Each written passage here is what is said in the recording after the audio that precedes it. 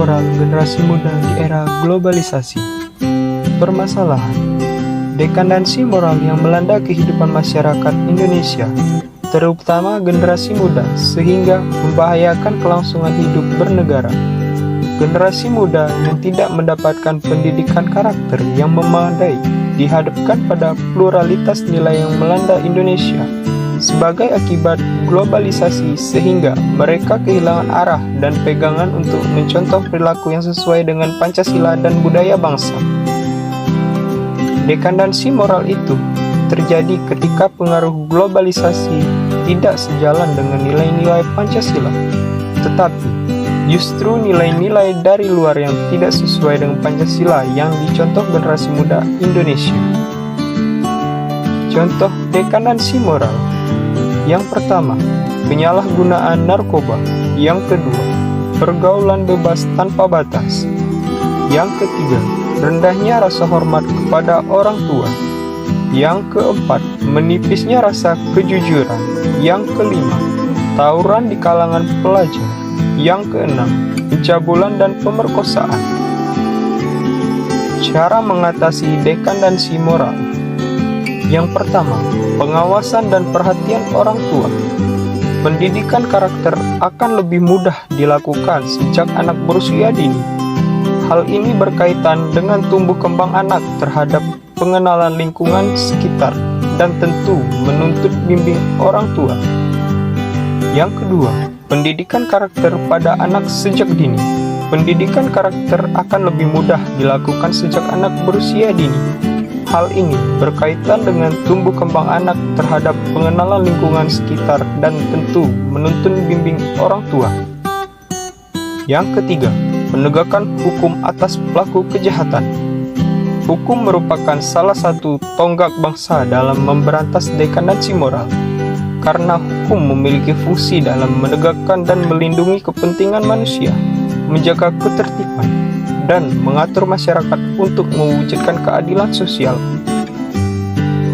Yang keempat, meningkatkan pendidikan moral dan agama.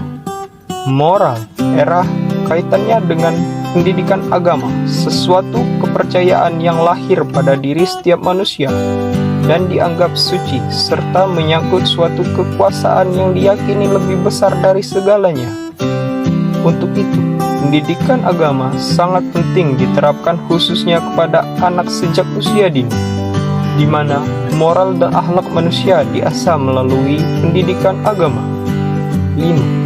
Menerapkan Pancasila sebagai sistem etika di Politeknik Ahli Usaha Perikanan.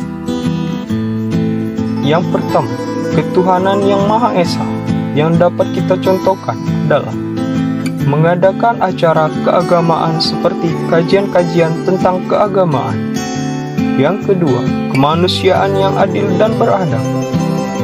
Contohnya, saling menghargai dan merangkul antara senior, junior, dosen, dan seluruh warga Politeknik Ahli Usaha Perikanan. Yang ketiga, persatuan Indonesia. Contohnya, menghargai perbedaan sara antar sesama warga Politeknik Ahli Usaha Perikanan. Yang keempat, kerakyatan yang dipimpin oleh hikmat kebijaksanaan dalam permusyawaratan perwakilan. Contohnya, mengambil keputusan bersama dengan mempertimbangkan suara anggota.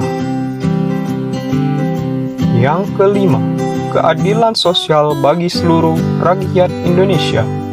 Contohnya, menjaga keseimbangan antara hak dan kewajiban untuk warga Politeknik Ahli Usaha Perikanan.